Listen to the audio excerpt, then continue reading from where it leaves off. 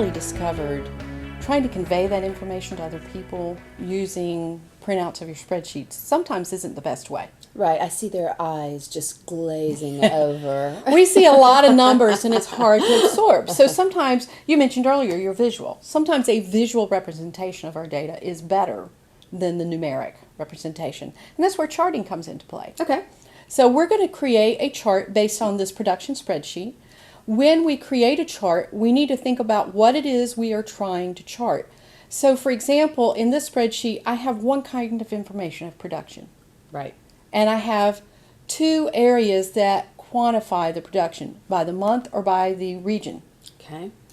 That is enough to do a chart. Now, if I was to start putting in there some other category, maybe scrap, I could be making a chart that's a little too complicated. We want to stick to one kind of information in the chart. Okay? So now that we know what we're going to chart, we have to just determine what information we need. Okay. So what cells contain the information we need?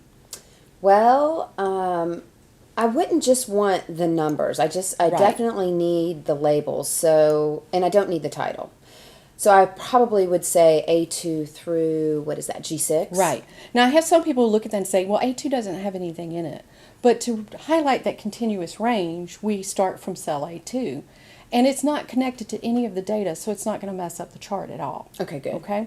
But you were right. A lot of people will just highlight the numbers, but then Excel doesn't know what labels or what legend to use in the chart. Right. So we have to give it the labels and the legend.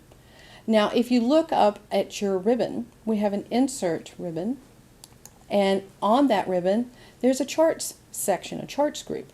Oh, yeah. And there's a variety of types of charts. We're just going to go with the basic column one right now. Okay. So just click on that. Whoa. And you'll see various formats, and they get really fancy. You got things that look like teepees and mountains down there after a while. Or teeth.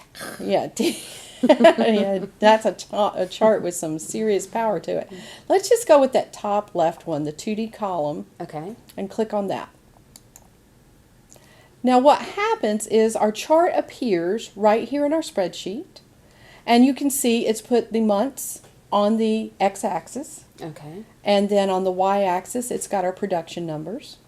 And we have a legend over to the right that tells us which color represents which region. Oh, okay. That's some funky colors. Yeah, we'll probably go in at another point and make some formatting changes here. But that's just the simple way to put the chart into your spreadsheet. Now, I can move my chart.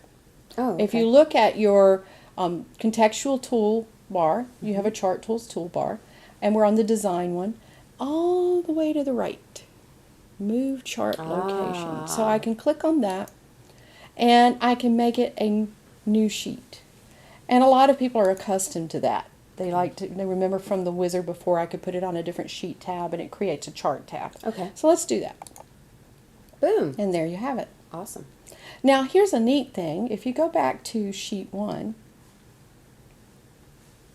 people who have been using Excel for years might be familiar with the shortcut to creating a chart, a keyboard shortcut. All right, what's the shortcut? It's F11. So you highlight your range, and then you press F11. And you'll notice now we have down in our sheet tabs, we have chart 1, which we moved a moment ago, and chart 2, which we just created. And they're identical. Oh, yeah. So the F11 automatically puts you in a 2D column chart on its own chart tab. Nice. I like that shortcut. So F11 is the one that we need to remember for charts. That's right. Okay. Now in later modules, we're going to look at adding and removing data from the chart. We're going to look at some editing, formatting types of things, and we're going to discuss some chart types. Okay. Sounds good.